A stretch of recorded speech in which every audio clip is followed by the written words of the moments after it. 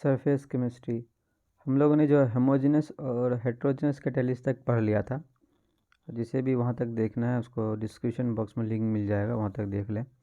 अब है यहाँ पे आगे adsorption of reactive molecules, formation of intermediate and desorption products. कैसे जो है यहाँ पे इंटरमीडिएट प्रोडक्ट बनता है और कैसे फिर यहाँ डिसॉर्शन होता है, प्रोडक्ट बनता है, वो है इसके बारे में। यहाँ पे क्या है कि कैटालिस्ट सरफेस के पास फ्री वैलेंसीज था, रिएक्टिव मोलिक्यूल के साथ रिएक्ट किया।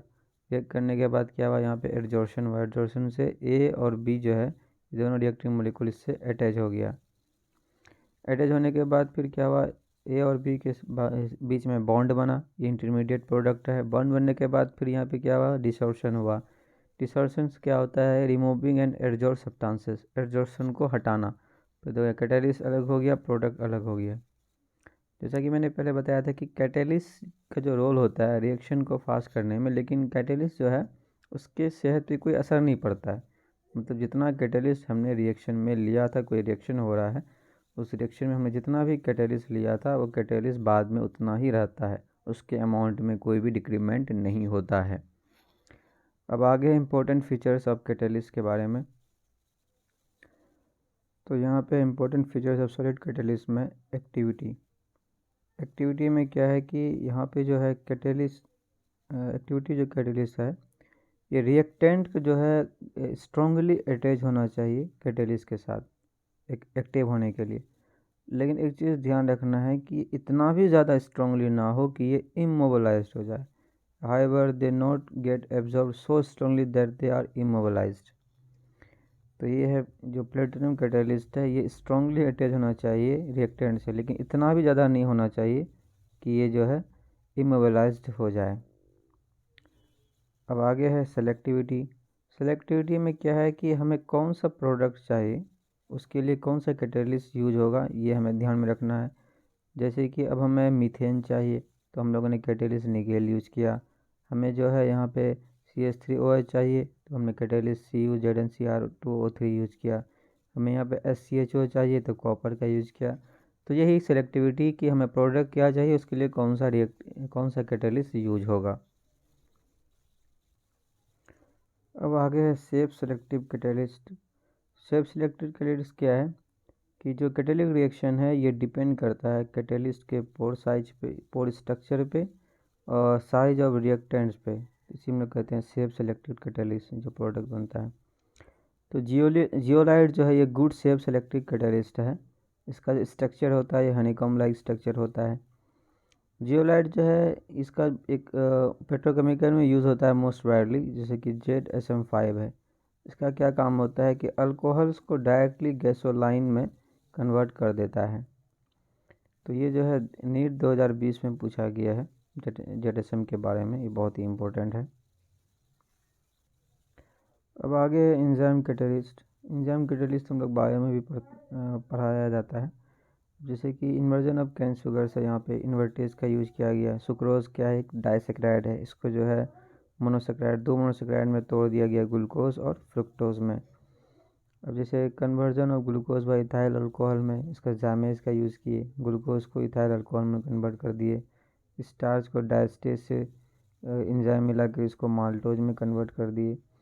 फिर माल्टोज को माल्टेज एंजाइम मिला के ग्लूकोज में कन्वर्ट कर दिए। तो यही है यहाँ पे एंजाइम कैटेलिस्ट। जब यहाँ पे यूरिया है, यूरिया को यूरिएज मिला के अमोनिया में चेंज कर दिए, तो यही है एंजाइम कैटेलिस्ट। अब यहीं पे जो है चार्ट के फॉर्म में दिया गया है कि इन्वर्टेज लेकर के हम लोग सुक्रोज को ग्लूकोज फ्रक्टोज में कन्वर्ट कर सकते हैं, जाइमेज लेकर ग्लूकोज के इथाइल अल्कोहल में, डायस्टेज से जो स्टार्च को माल्टोज में, माल्टेज से माल्टोज ग्लूकोज में, यही सब है यूरिया को अमोनिया, प्रोटीन, अमीनो एसिड। तो ये चार्ट के फॉर्म में दिया हुआ है, इसको आप एक बार देख लेना, याद कर लेना। अब क्या है कि कैरेक्टरिस्टिक है एंजाइम कैटालिसिस का। अब जैसे कि अब एंजाइम का क्या क्या कैरेक्टर है, मोस्ट हाईली एफिशिएंट होता है, हाईली स्पेसिफिक नेचर होता है, highly active under optimum temperature होता है, ये सब बारे में इसमें दिया गया है। इंक्रीजिंग एक्टिविटी होता है, highly active under optimum pH, influence of inhibitors and poisons, यही सब बातें इसमें जो है लिखी गई है एंजाइम के कैरेक्टर के बारे में। अब आगे यहाँ पे मैग्नीशियम एंजाइम कैटलिस्ट में जो है एंजाइम सबस्ट्रेस के साथ रिएक्ट किया, उसके बाद एंजाइम सबस्ट्रेस कॉम्प्लेक्स बना, फिर एंजाइम अलग हो गया, ये प्रोडक्ट हमें मिल गया। इस बारे में बताया गया है कि एंजाइम सबस्ट्रेस मिला, एंजाइम सबस्ट्रेस कॉम्प्लेक्स मिला, फिर यहाँ पे जो है प्रोडक्ट निकल गया, अलग बन गया। आगे जो ये कैटलिस्ट इंडस्ट्री दिया गया है ये बहुत ही इम्पोर्टेंट है। यहाँ पे जो है हेवर्स प्रोसेस के बारे में बताया गया है। हेवर्स प्रोसेस में हम लोग क्या कैटेगरी लेते हैं, जैसे मैंने बताया था कि मोलिब्डेनम एज ए प्रमोटर लेते हैं और आयरन एज ए कैटलिस्ट लेते हैं। इसमें ध्यान में रखना है, उल्टा पुल्टा नहीं कर देना है। आयरन कैटलिस्ट होता है और मोलिब्डेनम प्रमोटर होता है। अब यहाँ ओस्वाल्ड प्रोसेस में हमें क्या मिलता है, या HNO3। हेवर्स प्रोसेस में क्या है, अमोनिया। ओस्वाल्ड प्रोसेस में HNO3 है, इसका प्लेटिनियम का यूज़ करते हैं। कॉन्टैक्ट प्रोसेस में क्या है, सल्फ्यूरिक एसिड, और हम इसमें प्लेटिनियम और V2O5 वानाडियम पेंटाऑक्साइड का कैटलिस्ट ऐसे यूज़ करते हैं। तो ये बहुत ही इम्पोर्टेंट, ये पूछा जाता है एग्ज़ाम में।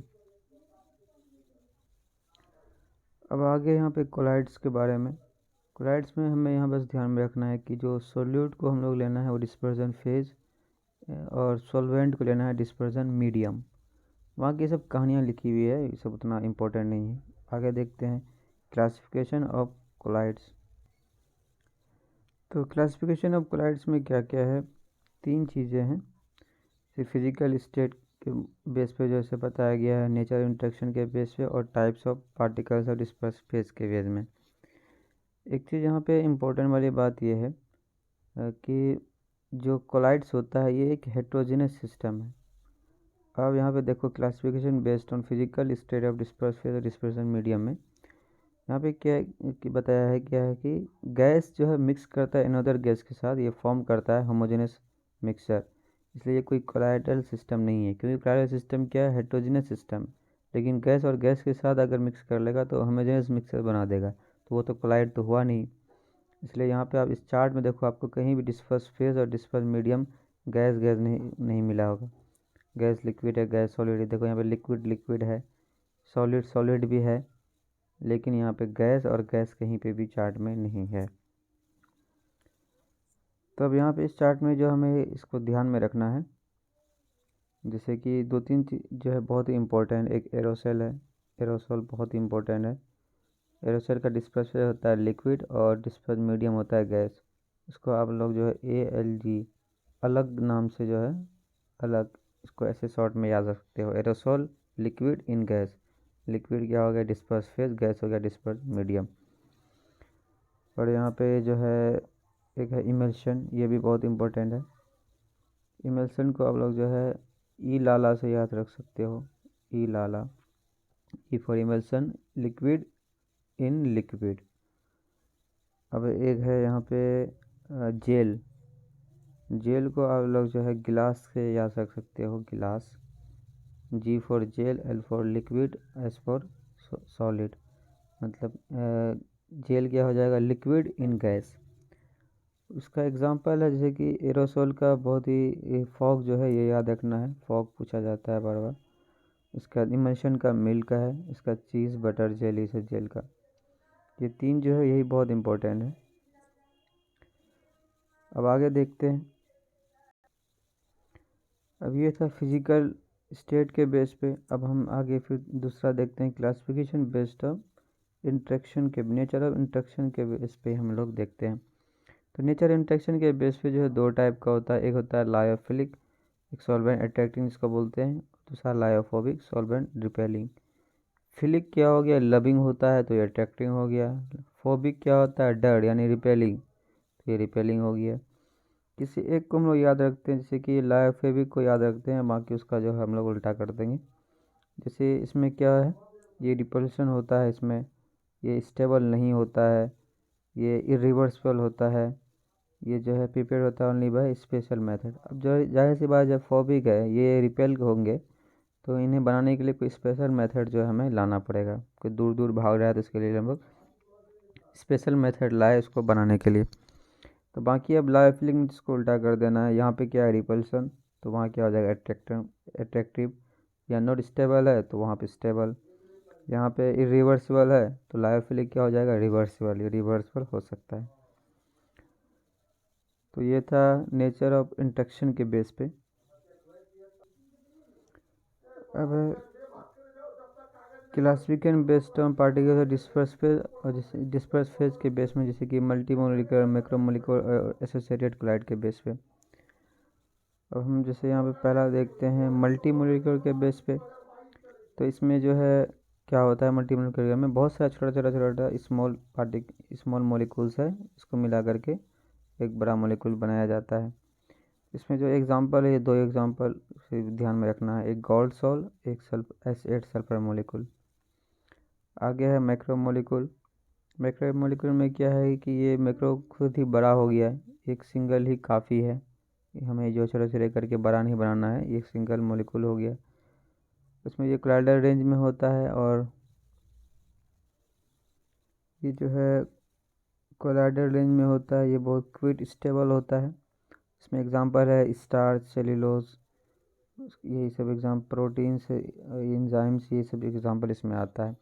अब जैसे मैन मेड में भी क्या हुआ, नायलॉन हो गया, पॉलीस्टाइरीन हो गया, सिंथेटिक रबर, ये मैक्रो मोलिकुल के एग्जांपल में आता है मैन मेड में। नेचुरल में ये स्टार्च, एंजाइम, सेलुलोज, यही सब आता है मैक्रो मोलिकुल में। इसमें क्या आता है, S8 और गोल्ड सॉल्ट, दोनों ध्यान में रखना है। अब तीसरा एसोसिएटेड कोलाइड्स, ये बहुत इंपॉर्टेंट है।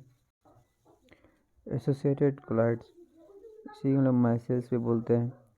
अब इसको जो हम लोग दोगला के रूप में जानते हैं, जैसे कि दोगला क्यों बोलते हैं, कि जैसे कंसंट्रेशन लो है तो ये नॉर्मल स्ट्रॉन्ग इक्विलाइडल बिहेव कर रहा है, लेकिन कंसंट्रेशन जैसे ही हाई हुआ, इक्विलाइडल बिहेवियर का शो करना शुरू कर दिया, ये जो पार्टी अपना बदल लिया, इसलिए इसको जो है दोगला के नाम से इसको हम याद रखते हैं, एसोसिएटेड कोलाइड्स को। तो यही है यहाँ पे कि लो कंसंट्रेशन पे ये नॉर्मल स्ट्रॉन्ग इक्विलाइडल की तरफ बिहेव करता है, लेकिन जैसे ही कंसंट्रेशन हाई होता है, ये कोलाइडल बिहेवियर शो करने लग जाता है। ये जो एग्रीगेट होता है इसी को लोग माइसेल्स बोलते हैं। तो ये माइसेल्स जो है कुछ खास टेम्परेचर पे रिएक्ट करता है, जैसे कि क्राफ्ट टेम्परेचर है, और क्रिटिकल माइसेल्स कंसंट्रेशन है, CMC। क्राफ्ट टेम्परेचर क्या होता है, एक पार्टिकुलर टेम्परेचर से एबव होना चाहिए। उसी तरह क्रिटिकल माइसेल्स कंसंट्रेशन क्या हो गया, एक जो पार्टिकुलर कंसंट्रेशन है इससे जो है एबव होना चाहिए। तो वही है क्राफ्ट टेम्परेचर और क्रिटिकल माइसेल कंसंट्रेशन, मतलब एक पार्टिकुलर से थोड़ा एबव होना ही चाहिए। अब आगे है यहाँ पे मैकेनिज्म ऑफ माइसेल्स फॉर्मेशन, किस तरह से ये माइसेल्स बना, इसके बारे में हमें बताया गया है यहाँ पे। अब यहाँ मैकेनिज्म ऑफ माइसेल्स फॉर्मेशन में हमें जो एक सॉफ्ट सॉल्यूशन का एग्जांपल लेकर के बताया गया है, जैसे कि यहाँ पे जो कार्बन वाला पार्ट है, ये क्या हो गया, ये हो गया नॉन पोलर पार्ट, और ये वाला पार्ट होता है पोलर। तो यहाँ पे क्या हुआ, ये देखो अभी हाइड्रोफोबिक, ये टेल है ये सब, और ये हेड हो गया। हमें टेल को जो है ये इसकी चैन के थ्रू बताया गया है, ये जो है हाइड्रोफोबिक टेल है, और ये हो गया हाइड्रोफोबिक हेड। आगे हमें बताया गया है कि जैसे कि अब ये गोला बन गया, अब यहाँ क्या हुआ, जितना भी हाइड्रोफोबिक टेल है ये सब के सब अंदर आ गए, और ये जितना भी जो है हाइड्रोफोबिक हेड है ये सब बाहर हो गया, तो एग्रीगेट होकर के एक माइसेल्स बना लिया है। तो यही है कि किस तरह से माइसेल्स बनता है, यहाँ पे बताया गया है। अब आगे है, हमें बताया गया है कि क्लीजिंग एक्शंस ऑफ सोप, कि साबुन का जो है कैसे काम होता है, कैसे साफ़ करता है। जैसे कि हमारे कपड़े में कोई जो है ऑयल लग रहा है या ग्रीस लग रहा है, तो इसमें क्या होता है कि तो यहाँ पे जो है हमारे कपड़ों में अगर ऑयल और ग्रीस लगा है, तो क्या होता है कि जैसे ऑयल क्या है, ये ऑयल जो है होता है,